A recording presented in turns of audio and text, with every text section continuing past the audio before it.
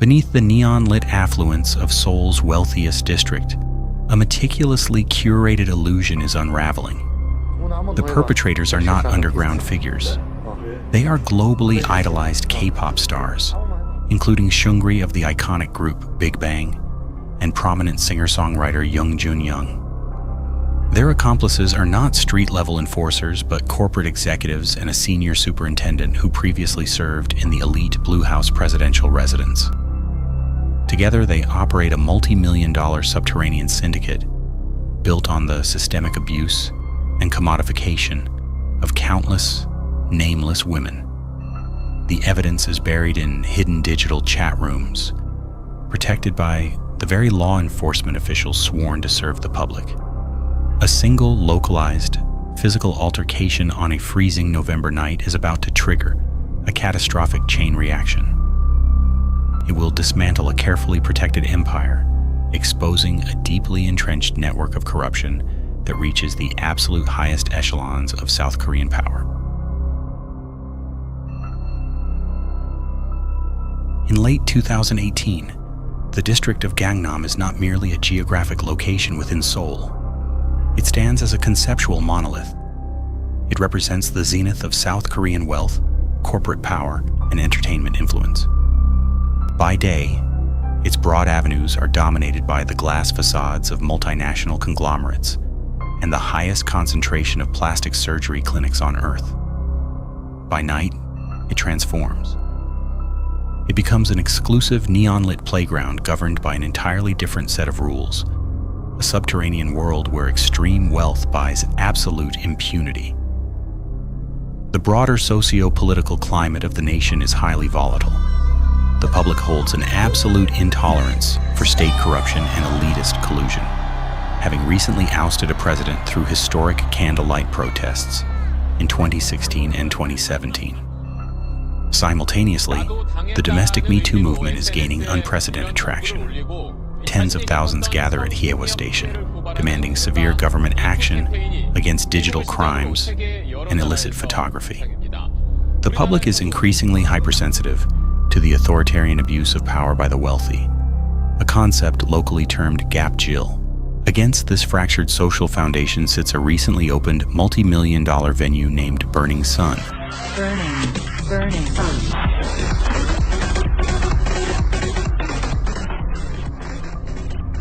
It is situated in the basement of the luxurious Le Méridien Hotel on Bongjunsa-ro.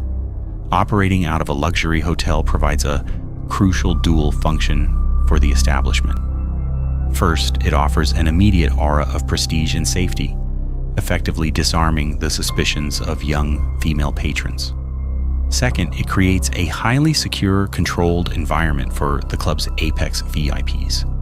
Inside, the atmosphere is heavy with a toxic cocktail of exclusivity and aggressive status projection.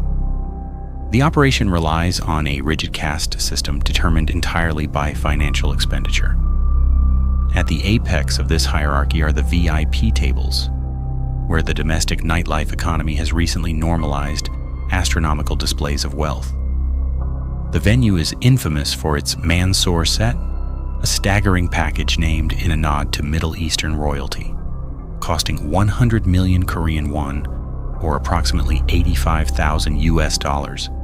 It consists of premium champagne and liquor. Secondary tiers include the Continent set at 50 million won and the Heaven set at 10 million won. The illusion of untouchable prestige is perfectly maintained, shielded by the bright lights of the surrounding metropolis.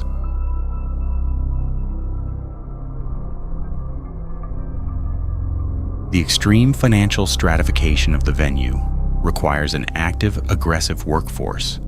Independent promoters known as merchandisers or MDs patrol the main dance floor.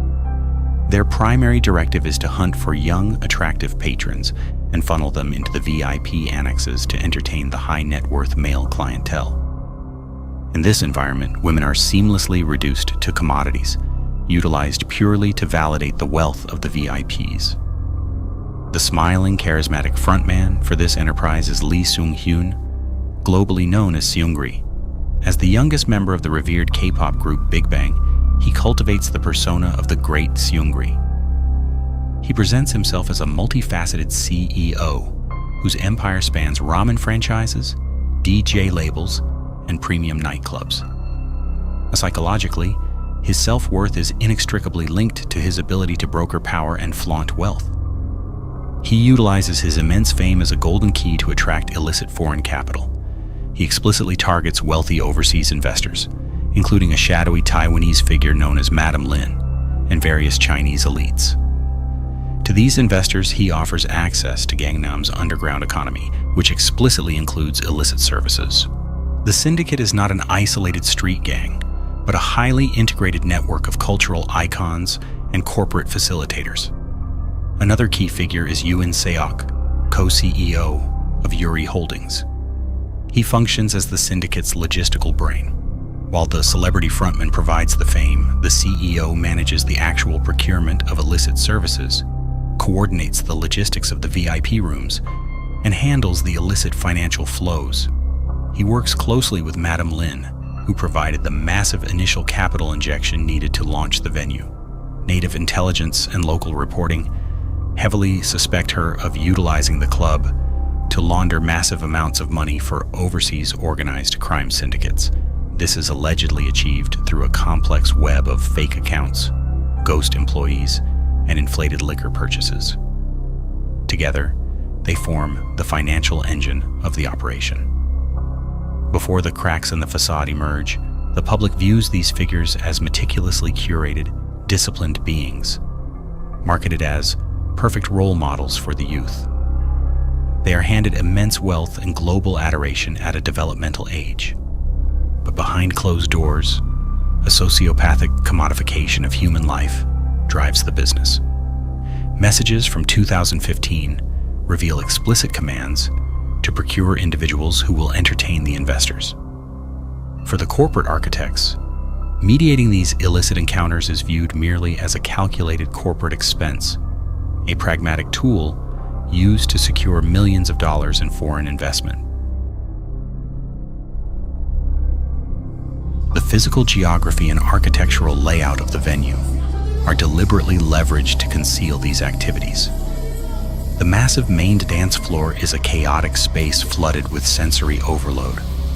General ticket holders experience blinding strobe lights, deafening music, and crushing crowds. But the dark heart of the operation lies behind heavy, soundproofed doors. Patrons and promoters must navigate closely guarded corridors to reach the VIP suites. These rooms are engineered for absolute privacy and sensory isolation. They feature localized volume controls to drown out the club's main sound system. They are intentionally designed with architectural blind spots evading the gaze of the club's own internal security cameras. Forensic analysis later highlights a chilling structural flaw, documented by investigators as the bathroom vulnerability.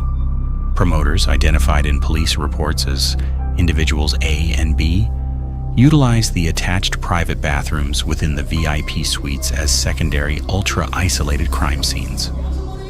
These tiled, echo-heavy spaces isolate them from even the chaotic privacy of the VIP room itself.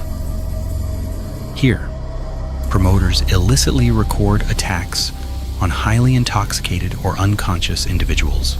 The heavy bass vibrating through the walls from the main club provides acoustic camouflage, masking any sounds of struggle or distress.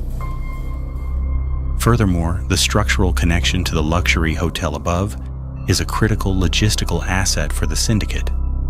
It allows high-net-worth individuals and celebrities to move seamlessly from the subterranean VIP rooms directly to private upper-level hotel suites.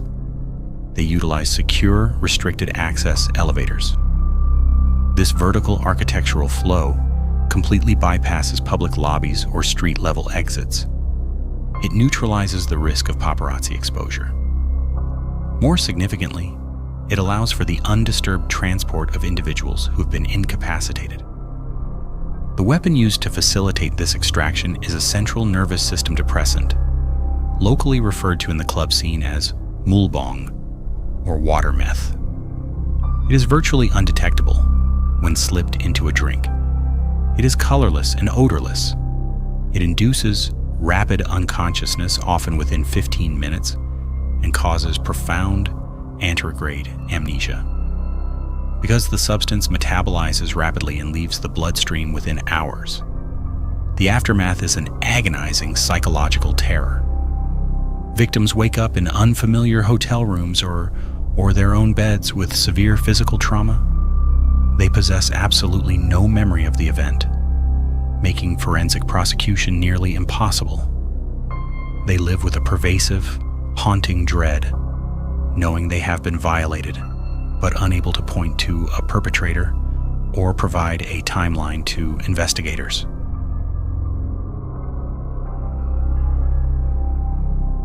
For weeks, the true nature of the venue remains hidden, but the foundation begins to crack under the weight of a single desperate act of civic courage.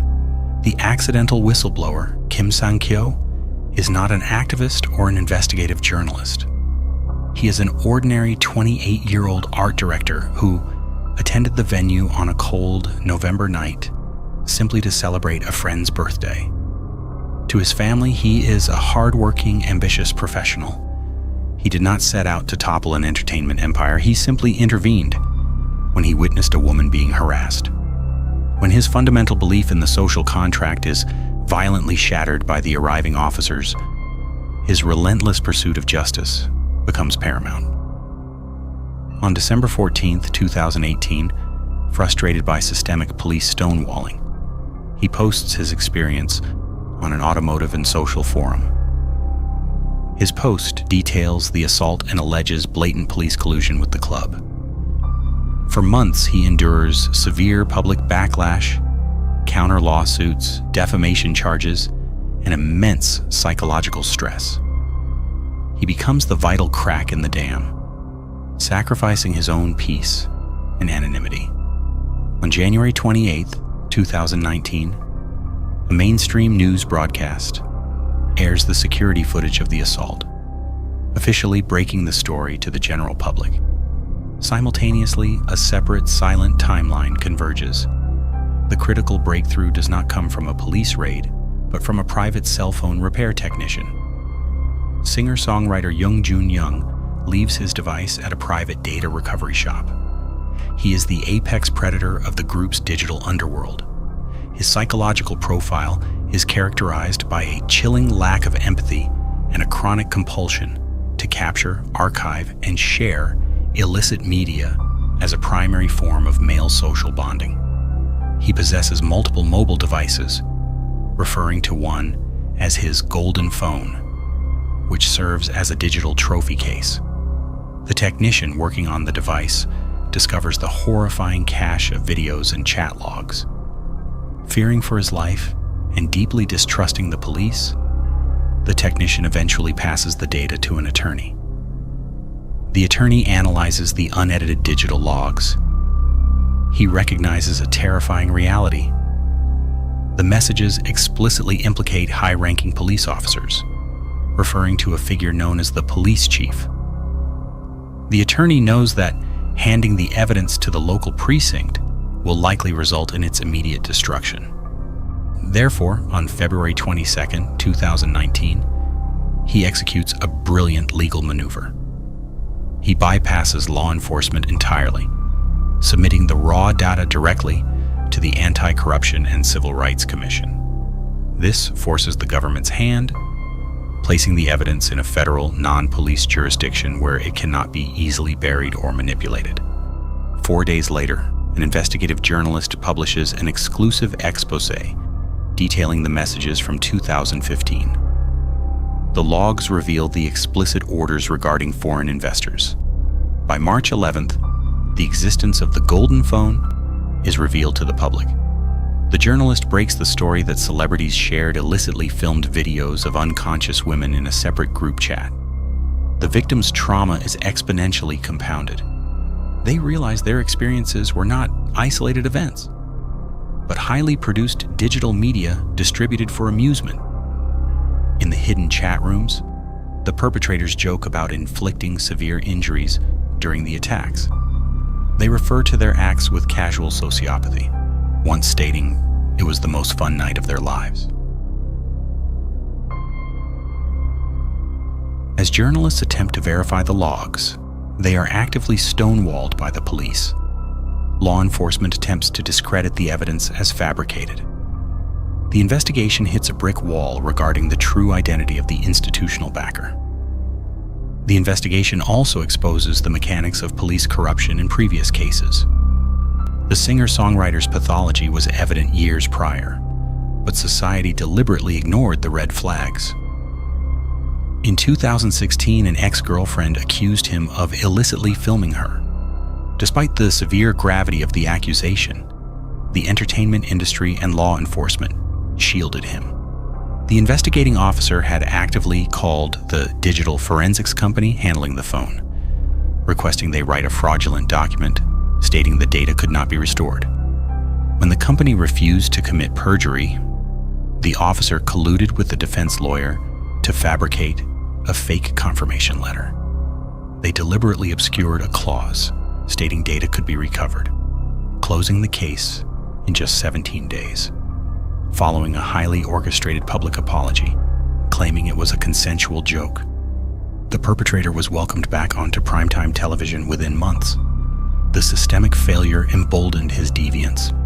As the official motives of unbridled greed and illicit financial flow are established, deeper investigations and native forum speculation reveal a much more sinister set of theories.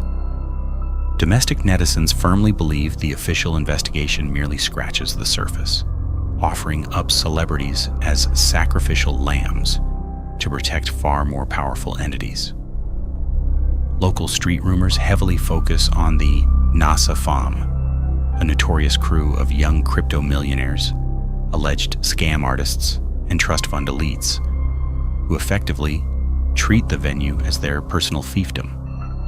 It is widely speculated that the club was not primarily designed as a nightlife venue, but as a massive, high-efficiency money laundering machine for foreign syndicates and domestic voice phishing rings.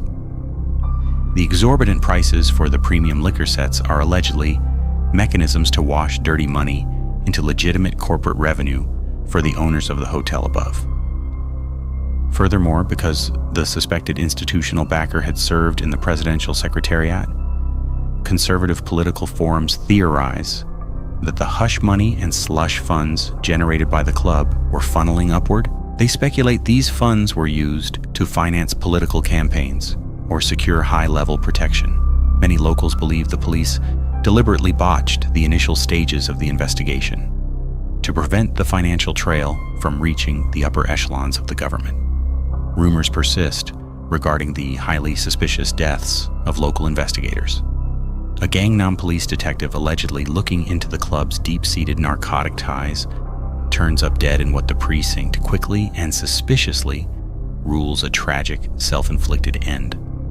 To the public, the network operates not just as a club, but as an untouchable cartel protected by state-sanctioned violence. Facing unprecedented public fury, the corporate frontman announces his immediate retirement from the entertainment industry. Yet the identity of the police chief remains hidden. The official police apparatus continues to fail, requiring journalists, civilian whistleblowers, and even celebrities to execute the investigation themselves. It is here that a vital peer-to-peer social engineering tactic breaks the case. Gu Hara, a widely beloved former member of the iconic girl group Kara, emerges as an unsung hero. Behind her glamorous persona, she is suffering immense, debilitating psychological trauma as a victim of digital crimes herself. Recognizing the familiar terror the victims are enduring, she proactively contacts the lead reporter. Operating from a place of profound empathy and fierce solidarity, she utilizes her personal connections within the industry to break the case wide open. She personally contacts a member of the chat room whom she has known since their trainee days. Because she is a fellow celebrity, his guard is down. She aggressively presses him, successfully pressuring him into revealing the true identity of the backer to the journalist. Under the pressure, he confesses. The police chief is Senior Superintendent Yoon Gyu-gyun. He represents the deep institutional rot within South Korean law enforcement, a high-ranking official who previously served in the elite presidential residence under multiple administrations. He possesses immense political capital and influence over investigative procedures across the country. He is the institutional shield. He is an opportunistic bureaucrat who traded the authority of his badge for proximity to celebrity and illicit financial gain. He routinely tipped off the business partners about impending police raids or health and sanitation inspections at their affiliated establishments, ensuring their criminal enterprises proceeded unhindered. For the corrupt precinct officers below him, the motive was simple graft, exchanging the authority of the state for free meals, golf trips, illicit stock tips, and cash bribes. The scandal fundamentally alters the cultural landscape. It functions as the absolute death knell for the pristine, heavily manufactured illusion of the K-pop industry. The unredacted release of the messages reveals a violently misogynistic underbelly, where male idols refer to their fans and acquaintances as disposable objects. It validates the darkest, most terrifying fears of the public. The fact that these egregious acts were facilitated by top-tier celebrities, executed in premier nightlife venues, and actively protected by high-ranking police officers proves that systemic complicity is a tangible reality. It leads to a severe, lingering distrust of the National Police Agency, particularly among young women who realize that the state apparatus was seemingly designed to protect the perpetrators rather than the victims. Despite the apocalyptic scale of the scandal, the staggering volume of evidence, and the national trauma it inflicted, the legal outcomes leave the public deeply embittered. The verdicts are widely viewed as a testament to the depressing reality that wealth, status, and high-priced legal defense teams afford extreme leniency.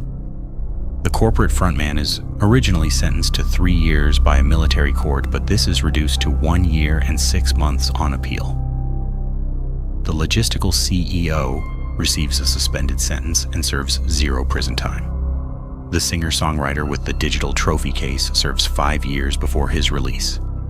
The most shocking legal outcome involves Senior Superintendent Yoon Gyu-gyun. Despite orchestrating the cover-ups and utilizing his clearance to protect a syndicate, he is acquitted of the most severe bribery charges. During the trials regarding the complex bribery networks, the prosecution is defeated by modern technology. The court utilizes passive GPS tracking data collected by a smartphone to prove that physical movements did not align with sworn testimony, leading to acquittals. It is a rare instance where digital surveillance works to exonerate. The superintendent escapes with a minor fine of 20 million Korean won, approximately $15,000. Having paid his fine, he does not face expulsion from the police force. By early 2024, he is quietly reassigned to serve as the head of the Crime Prevention and Response Division at a police station in Seoul. It is a staggering irony that a man convicted of aiding a criminal syndicate is placed in a leadership role in charge of preventing crime. It is only when an explosive international documentary brings global attention back to the case in May 2024 that the National Police Agency panics. In a hurried attempt to save face and quell public anger, they subject him to a sudden personnel reshuffle. He is transferred to a holding pattern desk job strictly reserved for disgraced officers awaiting retirement. The key players continue to navigate a society that has not forgiven them, though the legal system has set them free. The corporate architect, having completed his brief sentence, is reportedly attempting to export his business model overseas. Now I can say to my friend, you all.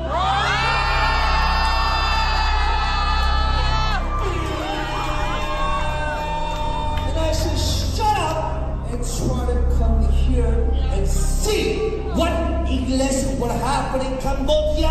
This the greatest country in Asia.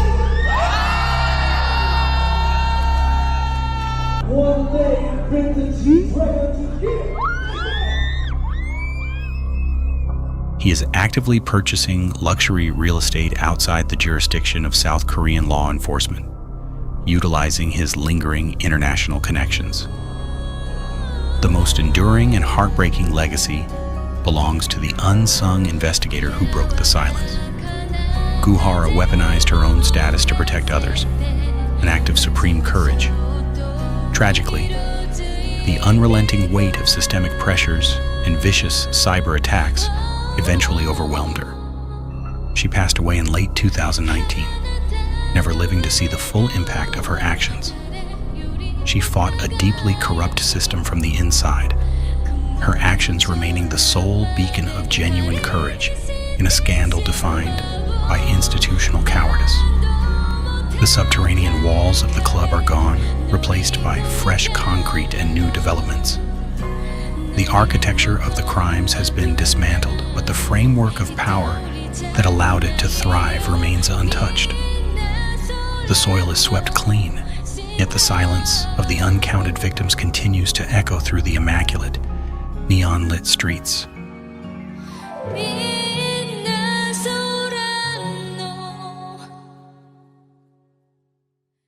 The U.S. medalist and the shadow of Chinese cult. The hunting for missing treasure and an international espionage. They are all connected. Subscribe now for the coming full documentary.